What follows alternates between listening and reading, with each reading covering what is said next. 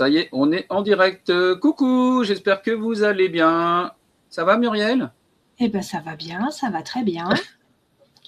Bon, ben top. Je suis content là, de vous retrouver aujourd'hui. On va parler d'Ayurveda. Je vous le présenterai après, mais déjà, peut-être que Muriel, tu peux te présenter là, un petit peu, Oui, mais rapidement, parce qu'on prendra le temps après quand il y aura un peu plus de monde. Mais avec est-ce que tu peux nous plaisir. parler de toi? Avec plaisir. Eh bien, donc, comme vous pouvez le lire, je suis Muriel Depot.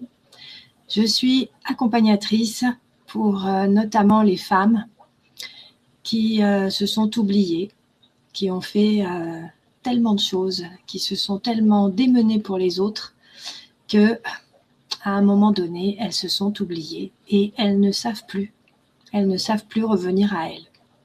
Alors, comme je suis aussi relaxologue corporelle, en Ayurveda principalement, j'utilise l'Ayurveda pour justement les accompagner parce que quand on connaît certaines choses dans l'Ayurveda, on en parlera tout à l'heure, Ouais. et bien en fait, ça parle direct et on peut effectivement retrouver une sérénité, se retrouver soi aussi, parce que des fois on s'est tellement perdu qu'on ne sait plus où on habite.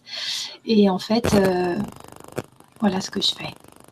D'accord, super, super. Eh ben, écoute, merci beaucoup, Muriel. Alors, Muriel, je l'ai invitée. Alors, déjà, parce qu'avec Muriel, on va faire des conférences ensemble. Alors, pour vous donner l'info quand même, nous sommes en conférence le 6 juin à Saint-Maur-des-Fossés. La conférence, elle s'appelle Les éveilleurs de conscience. On va parler de plein de choses. Ça va être une journée avec 8 conférenciers formidables. Ça va être chouette. Et vraiment, je vous invite à venir. Si vous voulez nous voir en vrai, et ben venez nous rejoindre le 6 juin à Saint-Maur-des-Fossés. Il y a la billetterie, je vous la mettrai dans les commentaires aussi. Et on est 8 personnes de cœur, 8 personnes formidables. Moi, j'adore, je suis fan. Alors oui, moi je dirais qu'on est 9, parce qu'il y a Sadia aussi qui a créé Oui, c'est vrai, l'événement. qui organise. Et puis il y a 2 invités surprises. Ouais, c'est ça, surprise. Faut pas leur dire. Surprise. Surprise, ouais, exactement. Ouais. Alors, du coup, voilà, Muriel, on s'est rencontrés dans ce cadre-là. Et puis, Muriel m'a parlé d'Ayurveda et je trouvais que ça tombait pile poil avec la série, avec les lives qu'on a vus tous ensemble. Alors, vous savez que c'est la 3e série de live. Donc là, on est vraiment dans la partie, c'est comment j'utilise des techniques, des outils pour améliorer ma vie au quotidien. Vous vous souvenez, les séries d'avant, pour ceux qui ne les ont pas vues, vous pouvez aller les retrouver en live. Donc, il y a une première série sur la détection des émotions, un peu comment ça fonctionne, la culpabilité, le lâcher prise, la bienveillance. Il y a une deuxième série, c'est comment j'identifie moi mes blessures et mes schémas répétitifs.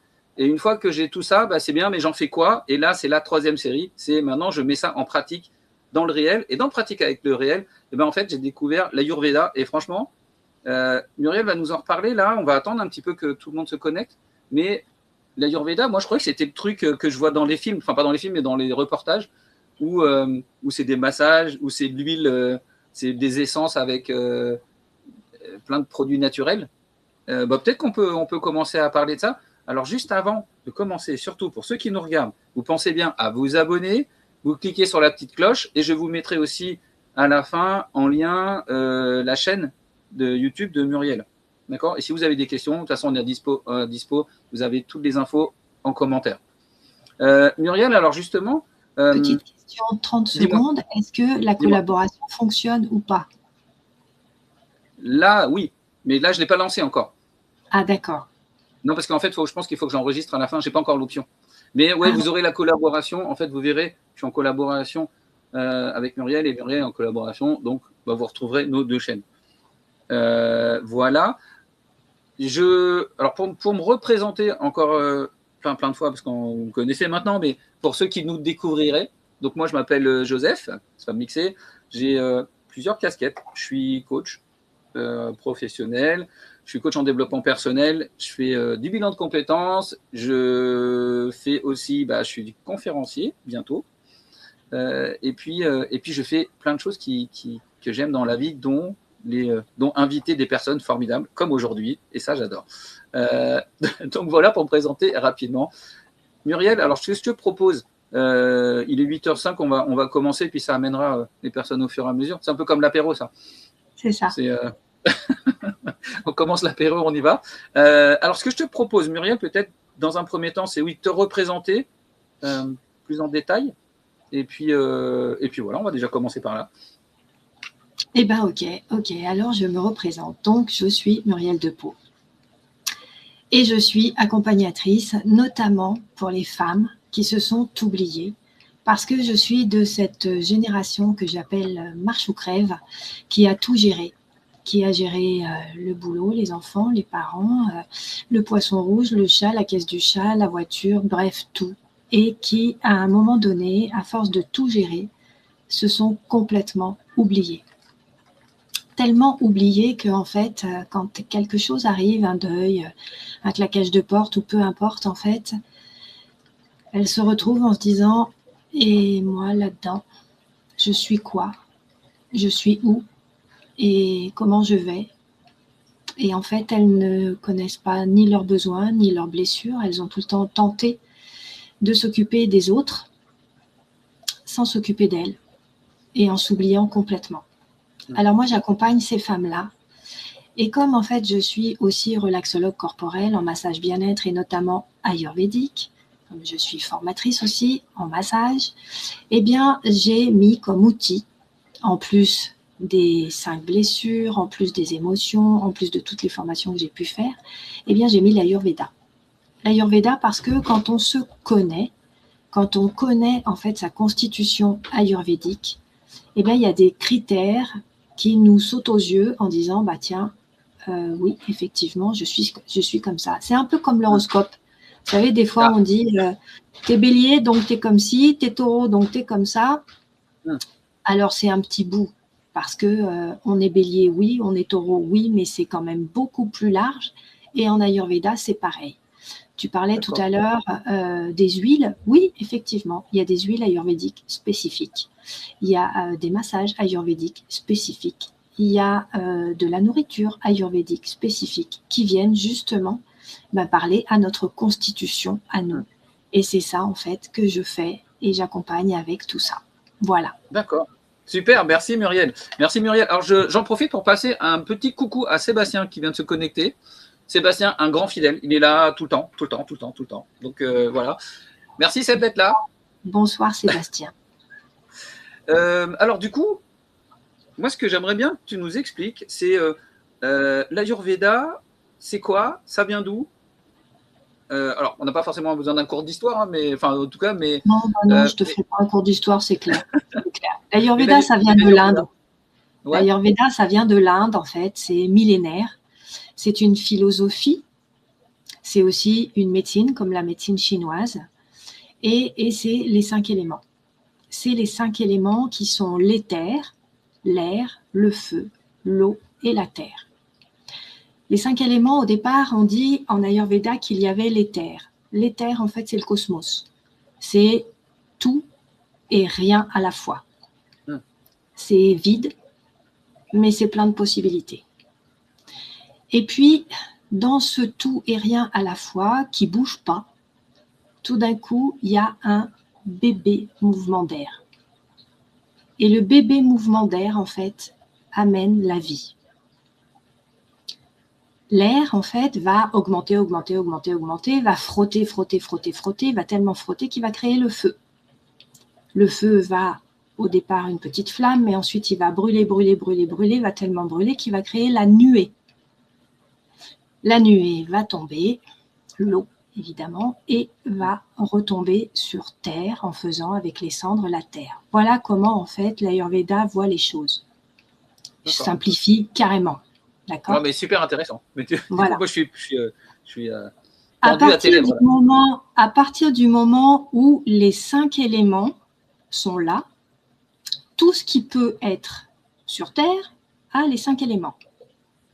Les pierres, les végétaux, les animaux dont nous faisons partie, tout a les 5 éléments à l'intérieur.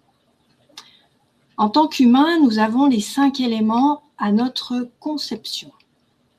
Là, le jour de notre conception, nous avons les 5 éléments en nous de façon idéale pour nous. Idéale pour nous. on va avoir tel pourcentage d'éther, d'air, de feu, d'eau et de terre qui vont faire notre constitution qui s'appelle un dosha. D'accord. Alors Donc après, le dosha, c'est nous? C'est nous, c'est ça? Le dosha, c'est ta constitution. D'accord. Donc, tu vas avoir ton dosha de base.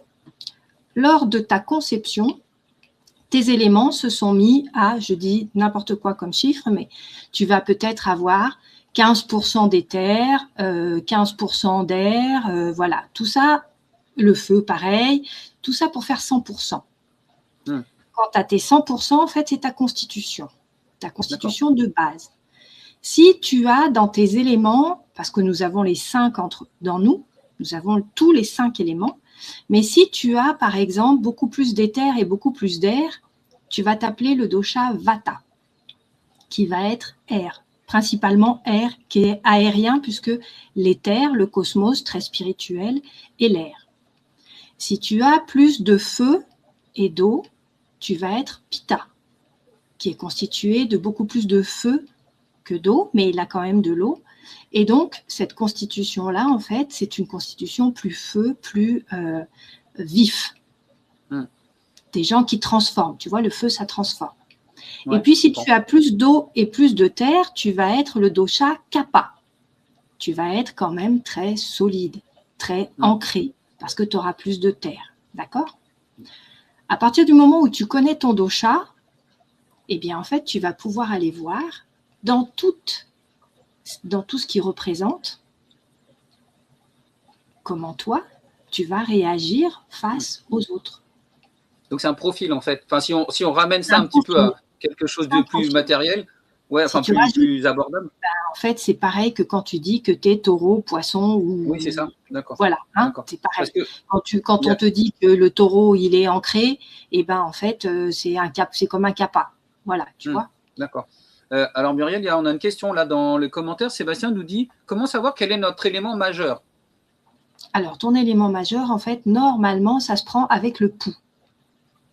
Parce que, en fait, tu as sur ton bras 3 doigts que tu vas pouvoir poser sur ton bras. Alors après, c'est vrai qu'il faut avoir l'habitude parce que, en fait, si tu vas appuyer tout doucement sur ton bras, sur ton pouls, tu prends ton pouls.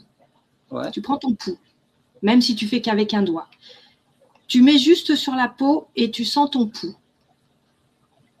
Si tu sens ton pouls qui fait tic tic tic tic tic tic tic tic tic tic tic tic tic, c'est que tu as du vata.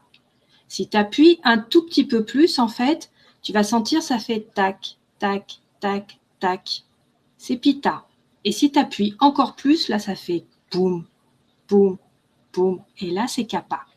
D'accord. Ah bon, j'essaierai plus tard parce que là je ne sais pas, mais voilà. Bon bah Sébastien, tu sais. Voilà. Et si tu sais pas, bah, tu m'appelles, moi je te fais ça au pendule et je te donne même en fait ton dosha de base avec les pourcentages et ensuite parce que le dosha de base, évidemment, tu le gardes pas, ça part en cacahuète à partir du moment où tu vas dans la vie et où il t'arrive plein de choses et en fait, à partir de ce moment-là, c'est à ton déséquilibre qu'il faut penser. Alors, que je comprenne, Muriel, ça veut dire qu'au départ, tu es sur un dosha, il peut se déséquilibrer? Oui. C'est ça? Donc, tu as tous les éléments. Tu as tous les éléments. Ouais. Tu les as à un certain pourcentage idéal pour toi quand tu es conçu. Oui, tu vois bien qu'après, pendant la grossesse, tu vois bien qu'après, une fois que tu es né, tu vois bien qu'après, une fois que tu as ta vie, en fait, il t'arrive plein de merdouilles. Et toutes ces merdouilles, en fait, eh bien, par exemple, si tu es vata, tu es plus air normalement, tu es plus créatif, tu es plus… Voilà. Et puis un jour, tu es en colère, bah là, tu as du feu. Et tu es en déséquilibre. Si ton feu à toi, dans ton dosha de base, il est de 20% et que là, tu montes à 35%, tu fais un peu l'Etna. Et tu crames tout. Voilà. Alors, je voudrais juste, pour les personnes qui nous écoutent, ou ceux qui sont là, si vous avez des questions, est-ce que là, ce que vous entendez, ça vous paraît clair ou pas? Alors, moi, j'ai une question, Muriel, peut-être que ce qui pourrait être intéressant, est-ce que tu pourrais nous expliquer un peu c'est pas les profils, je sais pas comment ça s'appelle. Les profils. Ouais, les profils. Ouais, parce que moi, la première fois que tu m'as dit, bon, bah, Joseph, t'es Vata. J'ai dit, ouais, c'est cool, mais ok, d'accord. Est-ce que Alors, tu pourrais nous en dire un peu toi, plus sur qu'est-ce effectivement, qu'un Vata? Joseph, t'es Vata. Alors, les Vata, en fait, ils sont plus éther et air. Ils ont plus de ces deux éléments-là.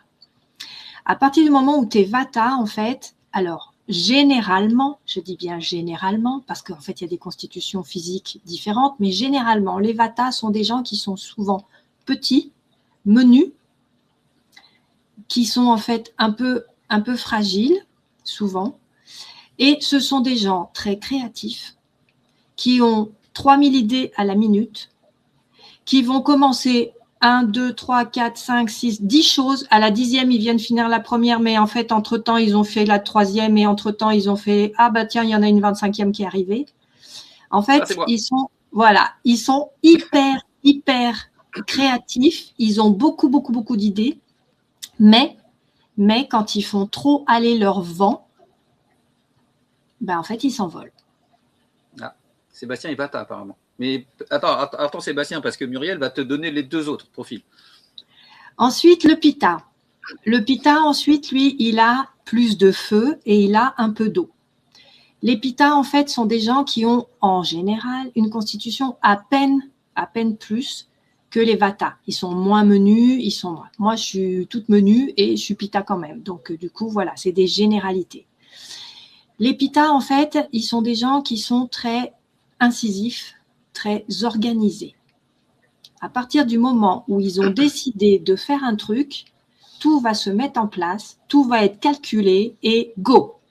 Et quand je dis go, c'est que go. En fait, tu peux essayer de les arrêter, ça voilà. Et en fait, ils sont très feu, très vifs. Donc, en fait, très réactifs et ils transforment. Parce que le feu, ça transforme. Et le troisième, c'est les kappas. Les kappas, en règle générale, ils sont très grands, très ossus, souvent.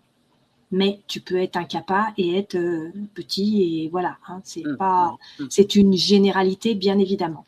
Eux, ils ont plus d'eau et de terre, donc ils sont très ancrés. Ils sont relativement lents. Par contre, en fait, quand ils décident quelque chose, contrairement au Pitta où il faut aller vite et que tu vas go, eux, en fait, ils vont avoir un objectif. Si cet objectif, ils mettent 10 ans à l'atteindre, ils mettront 10 ans. Mais ils l'atteindront. Ils ne lâchent pas. Ils ne lâchent pas. Ils sont très ancrés.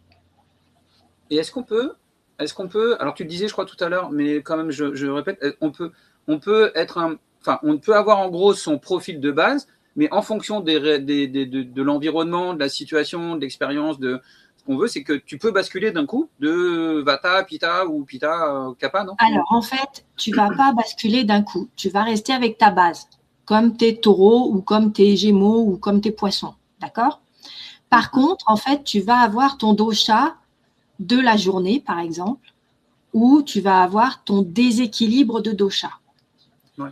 Ton dosha de la journée, tu vas avoir mal dormi, tu vas te lever le matin et en fait, tu auras fait cramer ton feu. Le premier qui t'emmerde, tu lui fous un coup de pelle parce qu'en fait, tu ne le supportes pas parce que là, tu as trop de feu. Et ça, c'est dans ta journée. Ça peut être dans ta journée. Ça peut être aussi dans ta semaine, ça peut être aussi dans ton mois. Mais en fait, à partir du moment où tu vis ta vie, à partir du moment où tu es né, bah de toute façon, la vie fait que tu as toujours des épreuves, tu as toujours des choses qui t'arrivent dans ta vie. Donc, à partir du moment où tu as des choses qui arrivent dans ta vie, soit tu vas te mettre trop de terre, trop d'air, trop de feu ou pas assez. Et dans ces conditions, ton dosha de base est déséquilibré. D'accord. Ouais, à partir du moment où il est déséquilibré, en fait, tu vas devoir ramener avec des massages, avec de la nourriture, en comprenant tes blessures, en comprenant tes émotions, en comprenant tout ça, en fait, tu vas pouvoir ramener le plus proche possible de ta constitution de base. Ta constitution de base, tu ne pourras plus jamais y être, puisque c'était juste à ta conception qu'elle était idéale. Par contre, plus tu es proche de ta constitution de base, plus en fait tu te sens bien. Plus tu t'en éloignes, bah, plus tu te sens mal. Ouais. Est-ce que du coup, quelque part, moi je rapprocherais ça à l'alignement? Tu vois, l'alignement dans ce qu'on fait en fait. C'est, tu vois, l'alignement dans tes émotions, dans ta vie, dans ton. Alors, tu vois, Sébastien nous dit là cette fois-ci, il nous disait tout à l'heure, je suis Vata, et là il dit, en fait, je suis peut-être Kappa et Pitta. Donc bon, bah Sébastien, si tu veux voir plus, soit faut voir avec Muriel, tu vois directement, parce qu'elle peut, voilà, elle peut t'expliquer ça. Mais on est, comme tu dis, on a un peu de tous les éléments, donc finalement, on peut peut-être être un peu de tout, mais on a quand même la base, la dominante, quoi. Tu as ta base dominante. Tu as ta Ouais, base dominante ouais, qui fait que, par exemple, toi, tu es hyper créatif et que tu as 3000 idées à la minute et que tu commences beaucoup de choses et que, en fait, il faut que tu te cadres si tu veux finir la première chose que tu as commencé avant d'en faire une 25e. Ouais, ouais, exactement. Par exemple, moi, je vais être organisée et du coup, en fait, à partir du moment où je vais avoir soit trop d'air qui va venir me chatouiller un peu, bah là, j'arriverai plus à être organisée et pour moi, c'est plus ma base, tu vois. Ouais, ouais. Voilà. Sébastien nous dit la constitution de base, c'est quand on est bébé. Donc oui, c'est ça en fait, c'est quand tu La arrives. constitution de base, c'est celle où, quand tu es conçu. Ouais, d'accord. Le jour de ta conception, tu reçois ta constitution de base.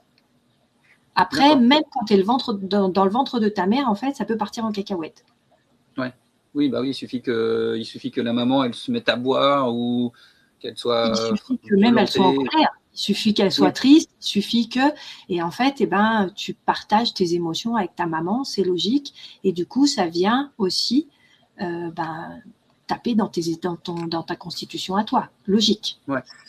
Est-ce que Muriel, tu pourrais nous donner des exemples concrets de dysfonctionnement? Par exemple, là, déjà, on peut peut-être prendre tes exemples à toi et moi, en fait, parce que tu m'as vu, du coup, on a pu travailler ensemble. Est-ce que, par exemple, pour que les gens comprennent bien, tu sais, parce que là, des fois, tu dis il y a trop d'air, trop de feu. Tu vois, c'est un peu conceptuel. Est-ce qu'on va. Ouais, j'aimerais bien qu'on ramène ça sur un peu. Voilà.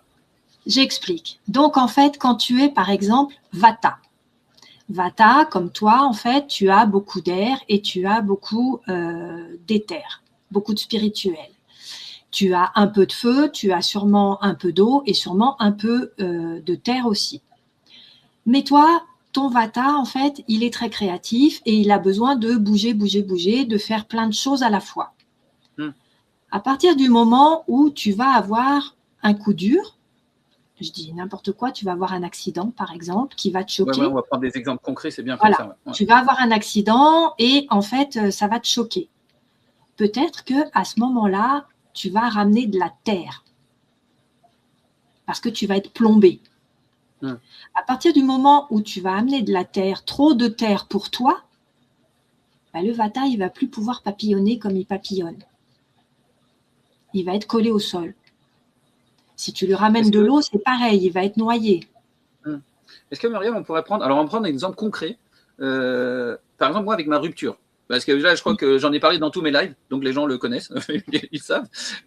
Quand, par exemple, j'ai eu ma rupture, alors tu vois, parce que pour que ça soit vraiment compréhensible pour tout le monde. Donc j'ai ma rupture, donc moi je suis plutôt R, enfin Vata.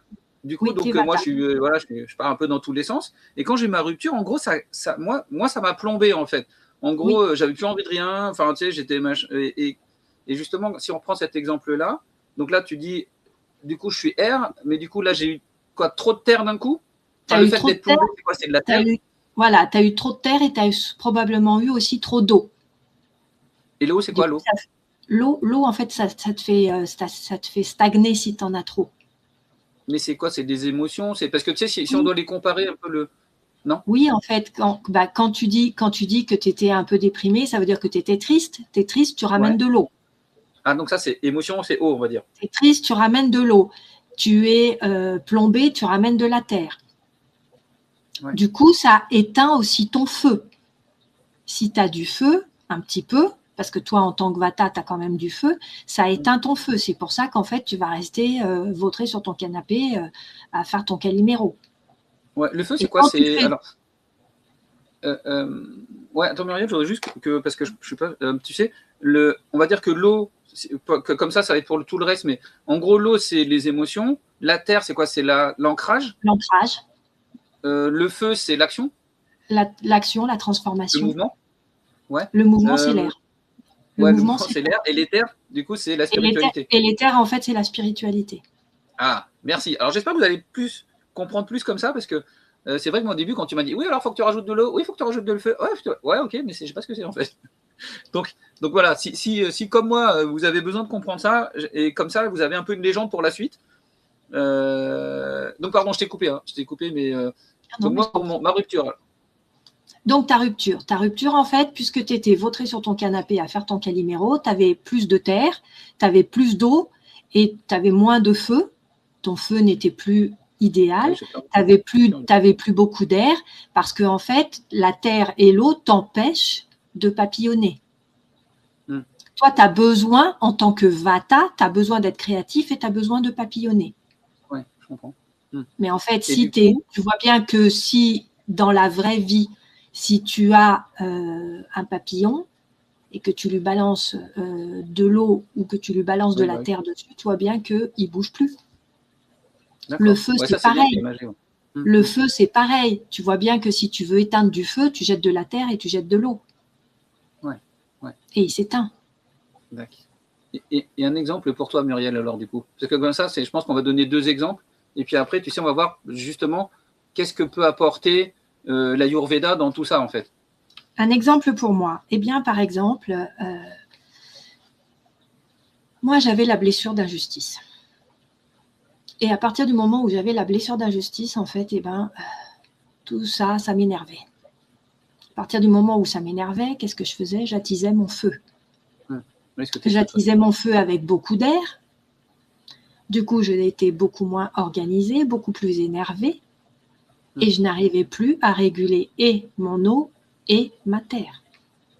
Du coup, j'étais beaucoup moins ancrée. Et en fait, si tu vois le python de la fournaise en ce moment, c'était moi. D'accord. Et donc, tu es en colère tout le temps. Ouais.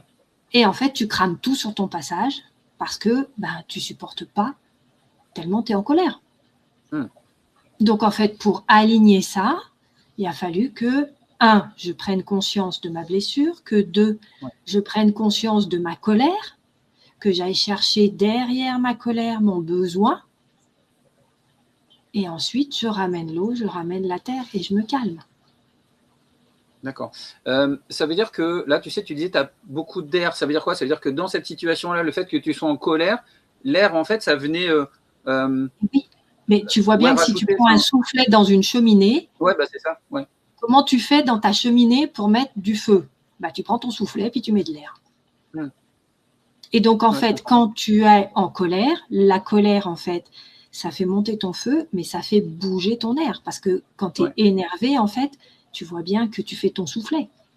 Mais ça veut dire que si on reprend l'élément air, on va se dire que là, ça faisait quoi? Ça faisait, tu créais plein de schémas, plein de trucs. Est-ce que l'air venait alimenter un peu les films? Oui, parce que en fait, quand tu as la blessure d'injustice, en fait, tu vas venir. Alors moi, c'est celui que j'appelle le crocodile, en fait, c'est le cerveau des ruminations, en fait.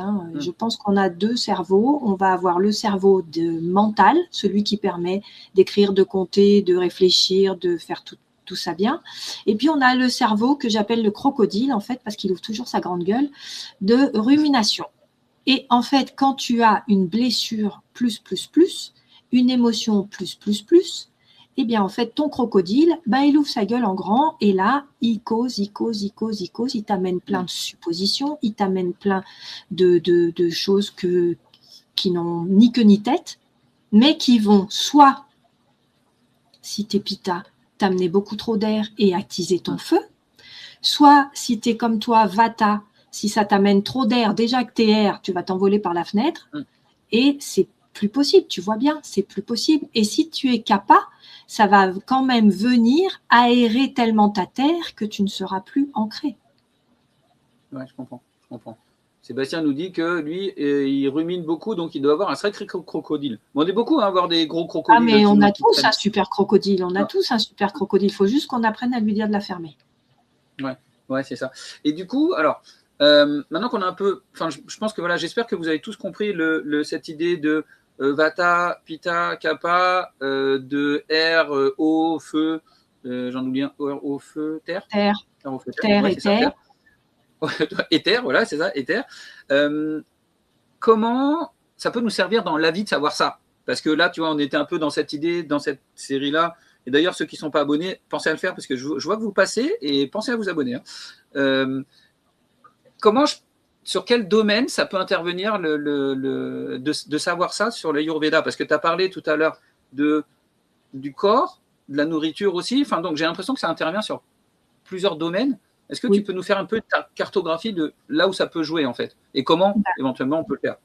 En fait, déjà, ça va jouer sur ton corps. Ça va jouer sur ton corps parce que, en fait, si par exemple tu es en colère tout le temps, tu vas cramer toutes tes calories. Tu vas pouvoir manger. Voilà, tu vas pouvoir manger tout ce que tu veux. En fait, tu vas cramer toutes tes calories. Tu tiendras rien du tout. Suffit que tu aies la blessure de rejet et là, en fait, tu perds un os. Donc, en fait, quelque part, tu vas pouvoir regarder comment, en fait, tu vas déjà respecter ton corps. Si tu es capable, que tu es déjà grand, avec une ossature importante, et que tu as, par exemple, la blessure d'humiliation, tu vas manger des plats lourds.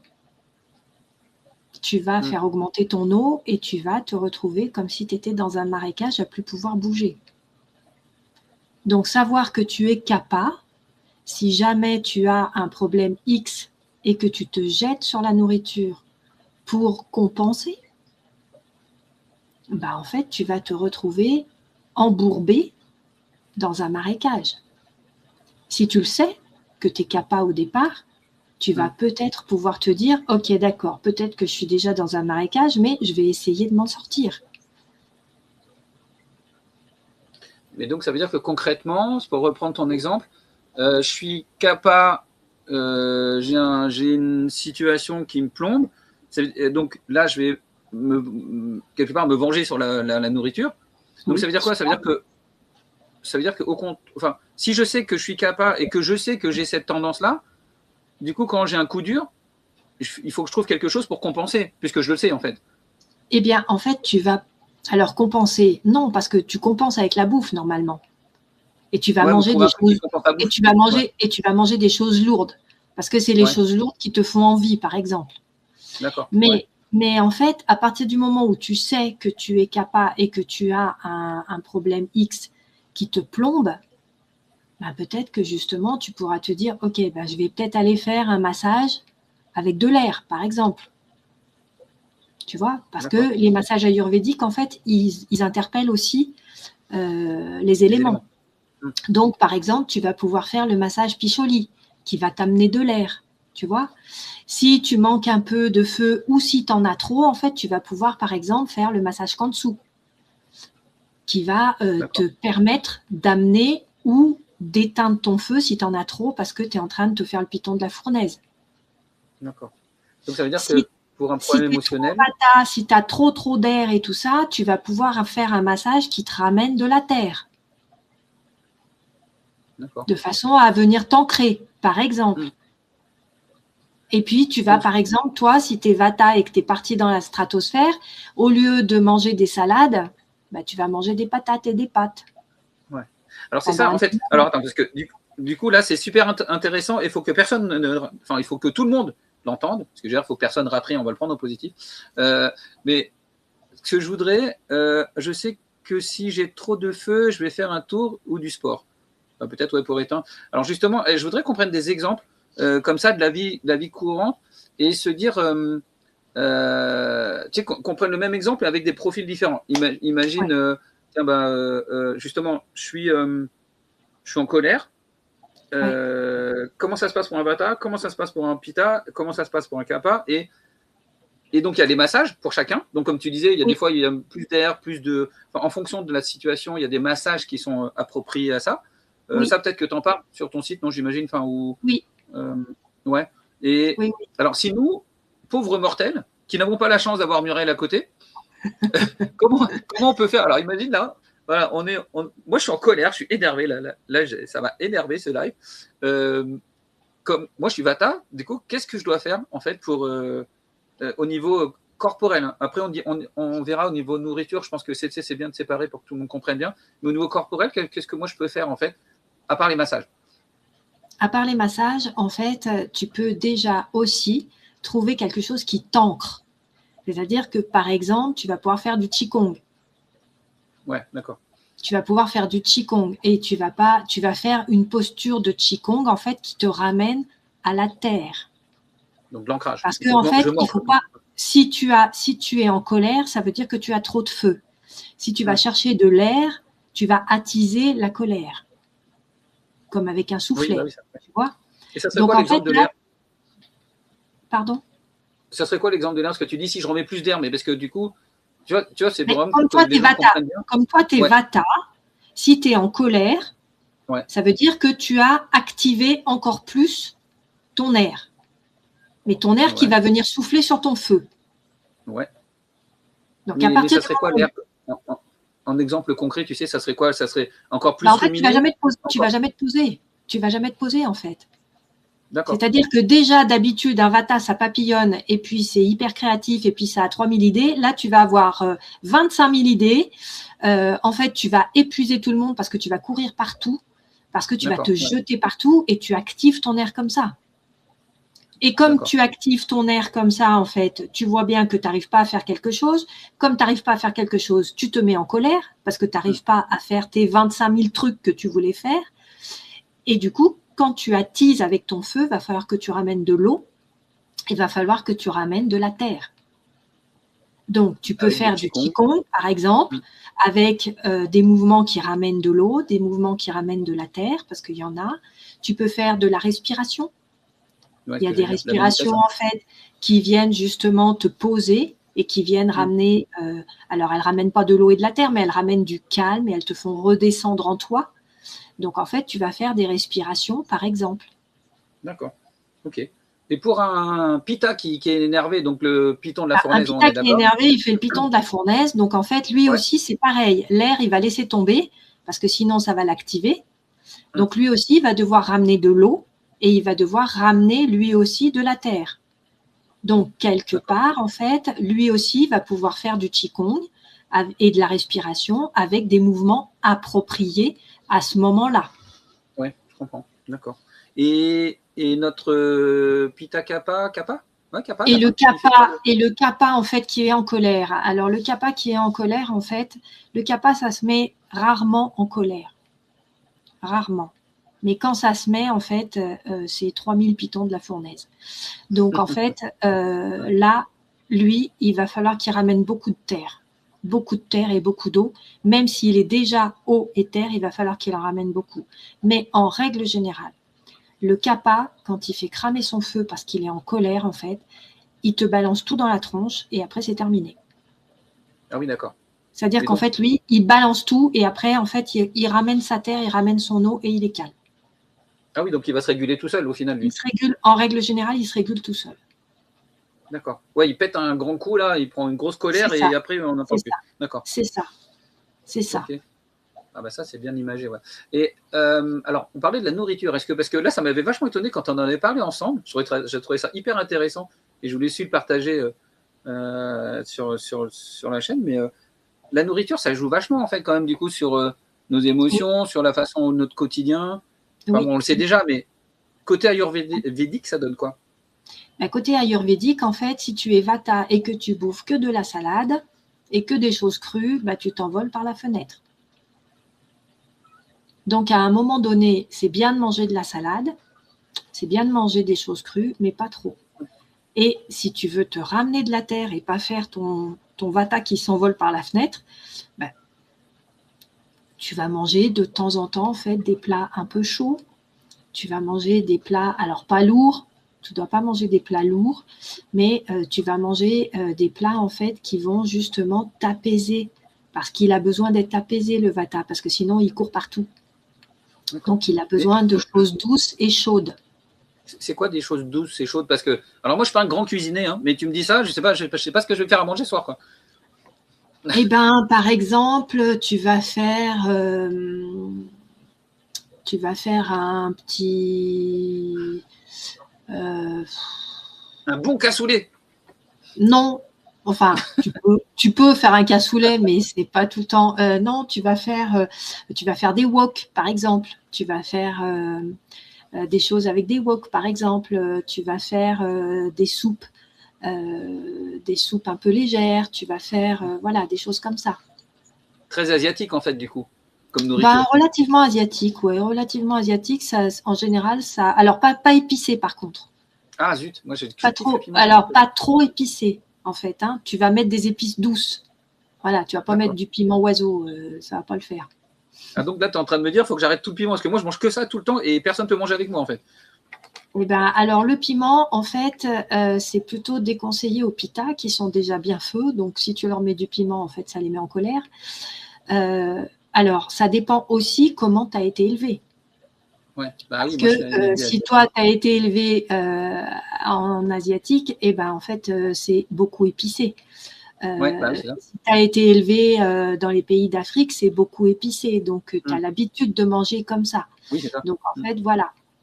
Après, même si effectivement le piment n'est pas recommandé au pita, les épices fortes ne sont pas recommandées au pita parce qu'ils ont déjà tendance à cramer déjà pas mal. Ouais, du coup, en fait, après tu peux manger aussi, je sais pas, de la blanquette, j'en sais rien, moi. J'ai pas réfléchi à tout ça, mais en même temps, mais je t'ai voilà. piégé sur cette question. En fait, voilà, mais en fait, là qui me viennent à la tête comme ça, mais voilà. Oui.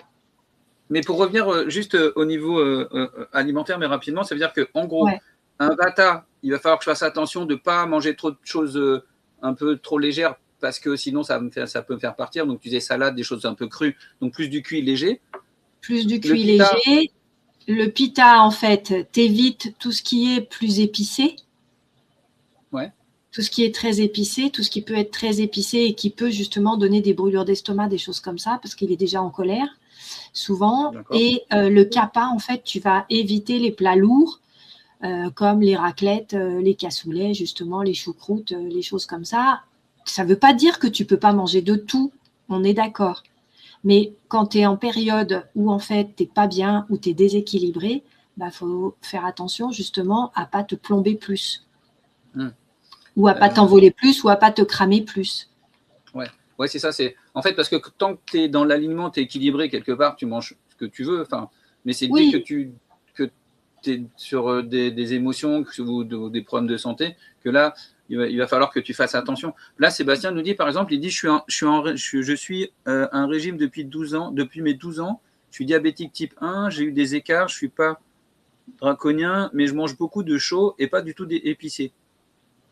Oui, mais ça va dépendre de son dosha. Ça va dépendre de son dosha. Oui, de base, Ça va dépendre de son dosha de base et de son déséquilibre. Et en même temps, quelque part, même si, en fait, il suit. Alors, l'Ayurveda, il dit les régimes, c'est pas bien. Les régimes, c'est pas bien. Il faut arrêter les régimes. Ça va, en fait, tu vas manger suivant ce dont tu as besoin, ce dont ton corps a besoin. Est-ce que tu n'as pas déjà remarqué parfois que il y avait un aliment que tu n'étais pas forcément fan et tout d'un coup, tu en manges et tu ne sais pas pourquoi? Moi, je détestais le beurre. Je voyais ma soeur manger des plâtrés de beurre et je ne pouvais pas, ça me faisait gerber. Et là, en fait, depuis quelque temps, j'en mange. C'est juste parce que j'ai besoin de ça. En fait, notre corps, il a besoin. Alors, quand je dis besoin, c'est-à-dire que effectivement, le kappa qui aime le cassoulet, la choucroute et la raclette, si tu lui dis que, il va dire oui, en fait, moi j'en ai besoin. Non, tu n'en as pas besoin. En fait, il va falloir que tu équilibres. Ça va être toute une histoire d'équilibre. Parce que si, par exemple, en ce moment, j'ai une cliente en fait qui a 39% d'eau dans son dosha de déséquilibre, alors que normalement. Alors que normalement, en fait, elle en a 26%, je crois, dans son dosha de base. Donc, du coup, elle est comme dans un marécage. Si elle est comme dans un marécage, en fait, il faut qu'elle arrête. Si elle en mange, il faut qu'elle arrête tous les plats lourds pendant un petit moment. Il faut que, en fait, elle mange, par exemple, plus de fromage, plus de laitage, pendant un petit moment. Ça ne veut pas dire qu'elle va arrêter complètement. Non, elle va réguler son eau. Et puis, si elle en mangeait en excès, du coup, elle va réguler pour ramener que ce soit plus clair, que ce soit effectivement mieux pour elle et qu'elle puisse équilibrer, retrouver du feu, retrouver de la terre, retrouver de l'air parce qu'elle manque de tout. Elle a trop d'eau, tu vois.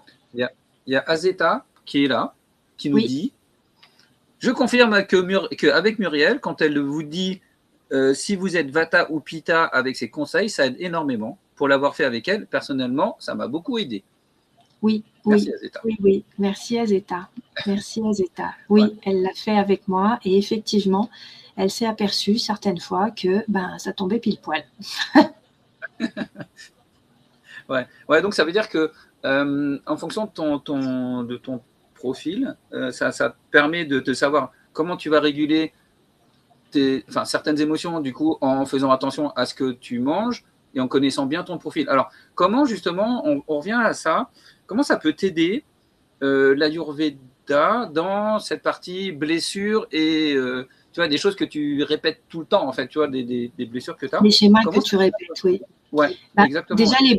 les blessures, en fait, si tu prends les 5 blessures, par exemple, la blessure de rejet et la blessure d'injustice, c'est souvent des blessures, en fait, qui te font, entre guillemets, maigrir. C'est là où tu perds un os, souvent.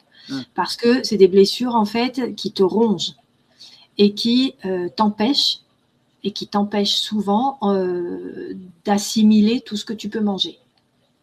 La blessure de rejet, en fait, si en plus tu es Vata, et que tu manges que des salades et que là, c'est bon, c'est mort. Tu perds un os. La blessure d'abandon, ça dépend. Ça dépend en fait parce que des fois, avec l'abandon, comme on a la dépendance comme masque, souvent, on va compenser avec des merdouilles, à manger des merdouilles. Donc, du coup, voilà. La blessure d'humiliation, celle-là, elle fait grossir à tous les coups. Ouais. C'est la seule qui fait grossir de partout, en fait, et qui te donne souvent, très souvent, beaucoup, beaucoup d'eau, qui ramène beaucoup d'eau, en fait. Et du coup, si tu as cette blessure-là et que tu es kappa, tu es comme un bonhomme Michelin et tu n'arrives plus à bouger et tu n'arrives plus à rien faire parce que, en fait, ça te plombe. Ça te plombe complètement, en fait. Donc, tu n'arrives plus à marcher, tu es essoufflé, tu es tout ça. Celle de trahison, souvent, très souvent, en fait, elle te fait grossir souvent du bide. Très souvent, celle-là, elle te fait grossir du bide. Mais avec elle, tu peux faire le yo-yo. Tu peux faire le yo-yo parce qu'une fois, en fait, tu vas compenser parce que tu vas contrôler.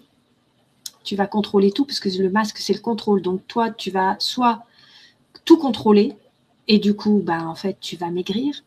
Soit, en fait, tu ne contrôles plus rien du tout et dans ces conditions, tu vas grossir. Et en règle générale, tu grossis plus du ventre. Et donc, en Ayurveda, si tu viens ramener le Vata, le Pitta et le Kapha avec une des blessures, le Vata avec le rejet, par exemple, et l'injustice, il va s'envoler par la fenêtre. Le Kapha, il va se plomber encore plus, il est dans l'Hudson River avec des plombs aux pieds, tellement il ne peut plus bouger avec l'humiliation. Et le Pitta avec la trahison et avec l'abandon, souvent, ça le gonfle. Ça le gonfle un peu. Ouais. Alors, juste pour expliquer aux personnes qui nous écoutent et qui ne savent pas, parce que nous, on parle des 5 blessures parce qu'on les connaît par cœur. Alors, il faut savoir qu'on souffre de 5 blessures, entre guillemets, primordiales, enfin, des blessures principales. Et c'est Lise Bourbeau qui a mis ça, je pense, en avant, la première, peut-être, qui a parlé des 5 blessures. Je ne sais pas s'il y en a d'autres, mais.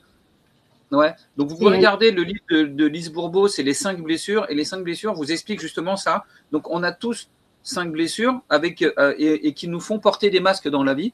Donc, les 5 blessures, on a dit, c'est trahison, humiliation, abandon, rejet. Et puis l'autre, je ne sais plus. Enfin, il m'en manque un toujours. Mais vous verrez. Rejet, abandon, humiliation, trahison, injustice. Injustice, c'est celui-là qui me manque toujours. Donc, voilà, injustice.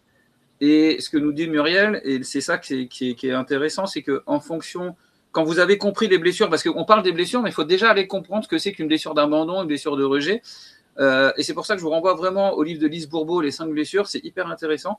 Quand vous avez ces notions de blessure, du coup, vous allez pouvoir là vous dire, avec ce qu'a dit Muriel, il y a la blessure de trahison ou la blessure d'âge, c'est plutôt les capables vont plutôt souffrir de ça. Donc, c'est pour ça qu'il faudra revoir le live, parce que moi, je ne me rappelle plus déjà.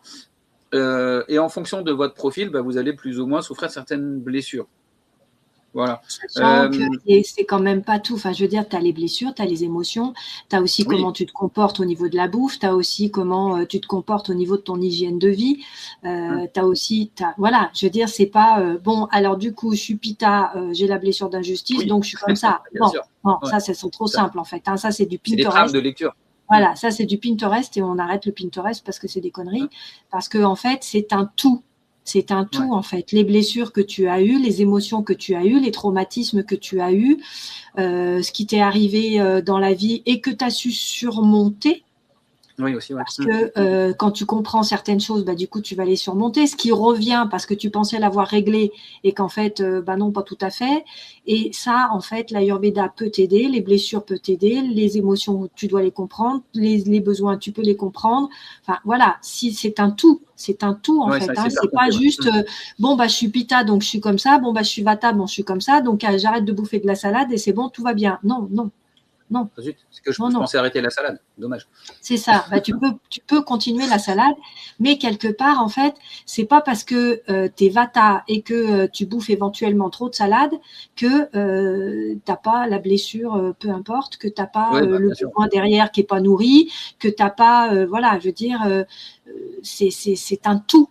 Le corps, c'est un tout, en fait. Il est super intelligent. Il te parle tout le temps. Il sait te dire ce qui va pas et ce qui va en toi. C'est juste que nous, on n'a pas appris à l'écouter. Et en fait, quand tu mets l'Ayurveda dedans avec ton dosha, avec ta constitution, avec tout ce que tu connais sur l'Ayurveda, pour toi et pas pour le voisin, parce que même si le voisin, il est pita comme toi, il réagira pas de la même façon. L'Ayurveda, c'est pas je te donne un truc, une case et tu rentres dans un... Non, on n'est pas des quiches, on n'est pas des tartes, on rentre pas dans les moules. Non, mais c'est clair. Alors, pour ceux qui sont là, qui nous écoutent là, si vous avez des questions, profitez-en. Seb, si tu as des questions aussi, c'est pareil, hein, profitez-en. Parce que là, c'est un moment qui est précieux. Donc, profitez-en. Muriel, comment ça fonctionne parce que là, j'entends, OK, il y a des massages et des trucs, mais une prise en charge, si moi, je veux faire je veux mieux me comprendre avec l'Ayurveda, comment ça marche? Parce que tout à l'heure, Azeta nous dit elle a fait ça avec toi. C'est quoi les démarches déjà, dans le protocole, un peu, ça fonctionne comment, en fait? La démarche, déjà, il faut déjà que tu connaisses ton dosha de base. Ouais. Déjà, si tu connais pas ton dosha de base, la première étape, c'est de mettre ton dosha de base. Après, le jour où éventuellement tu fais une séance avec moi, je te regarde ton dosha de base, mais je te regarde aussi ton déséquilibre. Et avec le déséquilibre, là, on peut te dire, par exemple, que tu as trop ou pas assez d'un ou plusieurs éléments. Parce qu'on a parlé de l'excès, mais il y a aussi du manque. Hein. Oui, bien sûr, ouais. Voilà. Si tu manques de feu, forcément, tu vas être éteint. Donc, du coup, forcément. Donc, ensuite, une fois que tu as fait ça, après, ça dépend où toi, tu veux aller aussi. Parce qu'en fait, moi, je suis dans mon corps. Toi, tu es dans le tien.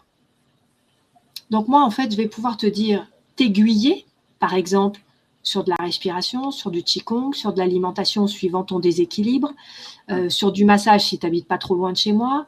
Je vais pouvoir t'aiguiller avec les animaux totems aussi, si tu as besoin, parce que ça aussi, c'est ce qu'a fait Azeta. Et du coup, en fait, je vais pouvoir t'aiguiller avec ça pour justement arriver à ramener le plus possible vers ta constitution de base et à équilibrer tout ça.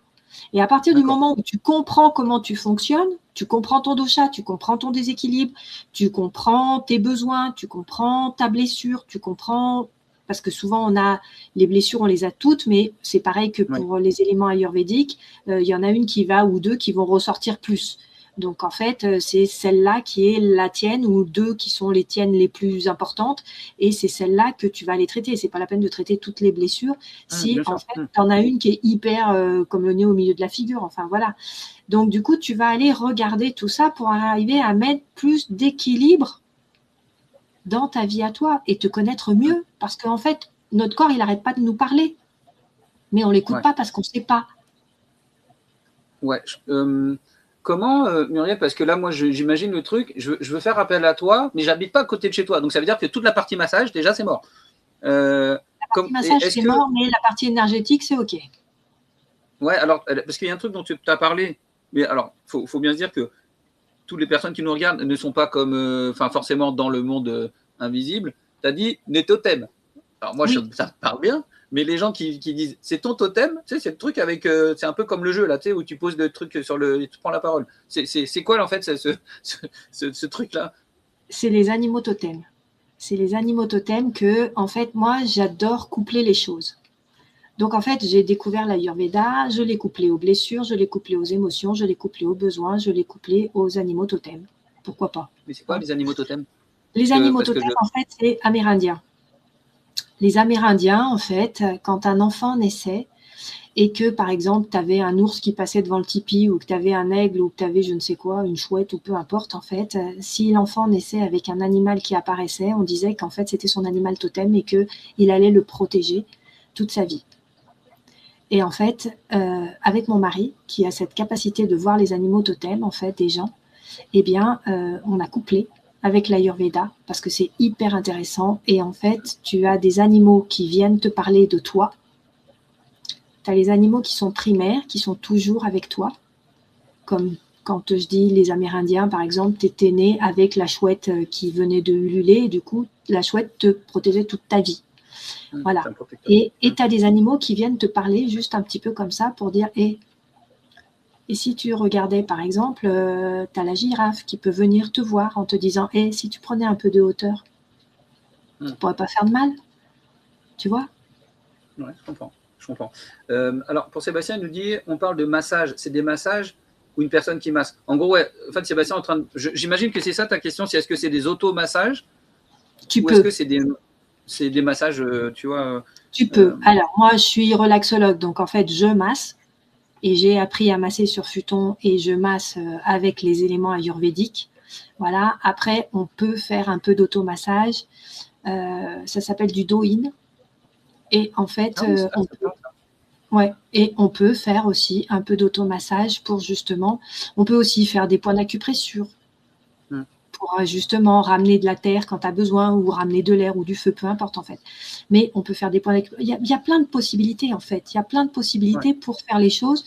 Moi, je fais des séances en Zoom, hormis les massages et les formations massage parce que ça, c'est de la présence et c'est clair.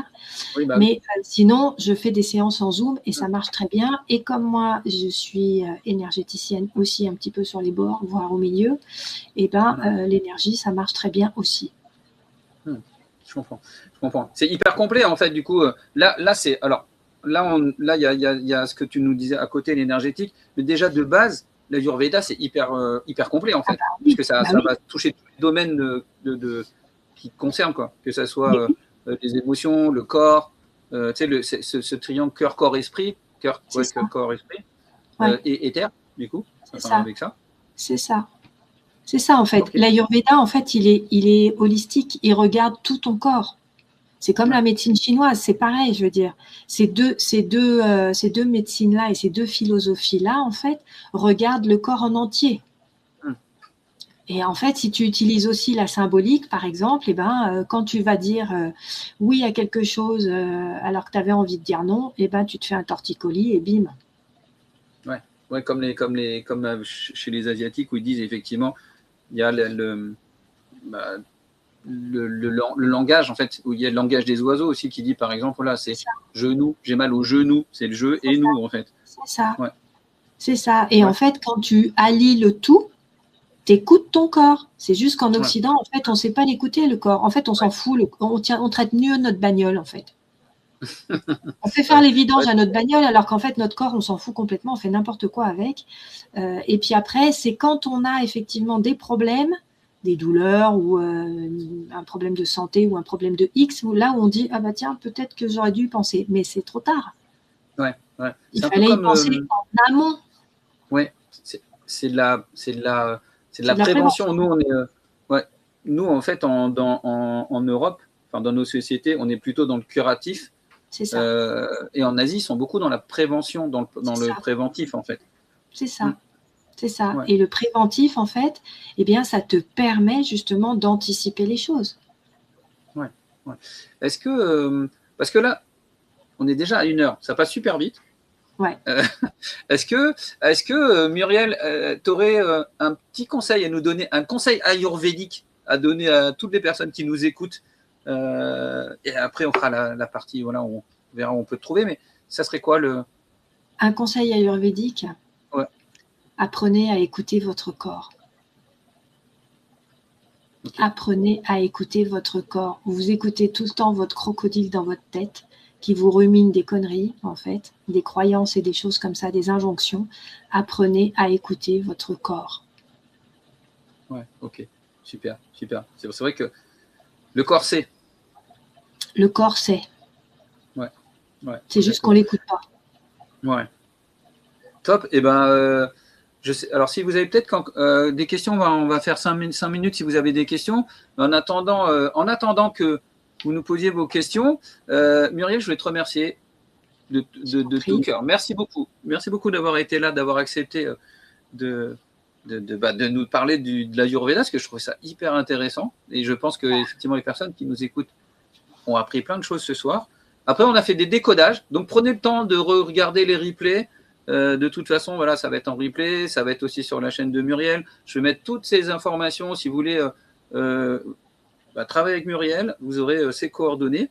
Muriel, on peut te trouver où alors du coup? Parce que je vais mettre les coordonnées, mais tu es sur quoi? Sur plein de quel réseau? Je suis sur YouTube, je suis sur Facebook, je suis sur Instagram, je suis sur TikTok. Je suis même maintenant je suis sur LinkedIn parce que avec l'événement de Sadia, je me suis mis sur ce truc-là. Voilà, je suis un peu partout.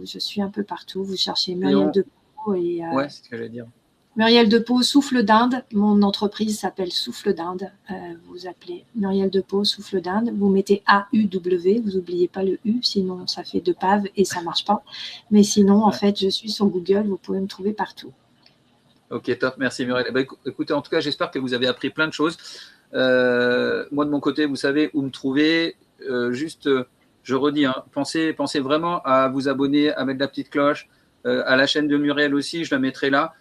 Plus vous serez derrière nous et plus on pourra, nous, vous partager des contenus comme ça. Et puis, c'est une dernière chose, je suis, mais vous le savez aussi, mais je vous le redis, en train de constituer un groupe de femmes qui veulent se transformer. Donc, vous verrez aussi ça sur Facebook, machin, enfin, vous avez toutes les infos. Sébastien nous dit quoi? Merci, j'ai pas vu l'heure passer, je vais écouter mon corps plus souvent. Bravo, merci Seb. Merci Seb. C'est ça. Ouais, écoutez, merci beaucoup de tout cœur. On se retrouve alors jeudi prochain. Ouais, merci, on se retrouve jeudi prochain. Merci de m'avoir accueilli et merci pour ce beau moment passé ensemble. Ouais, et c'était vraiment très très chouette et merci encore. Et puis de toute façon, moi je vous retrouve en live jeudi là. On va continuer sur la série et on va parler de l'esprit, de nos croyances et de tout ce qu'on se rumine. On parlait de rumination tout à l'heure. On va parler de ça. Prochain live jeudi. Je vous fais plein de bisous, je vous embrasse et encore merci beaucoup Muriel. Merci à toi et merci à vous tous. Bonsoir. Ouais, merci, salut Seb, merci. Hop là. Oui, ma souris. Ah, pardon. Je suis encore là, hein. Je coupe dans 2 minutes. Merci beaucoup, au revoir.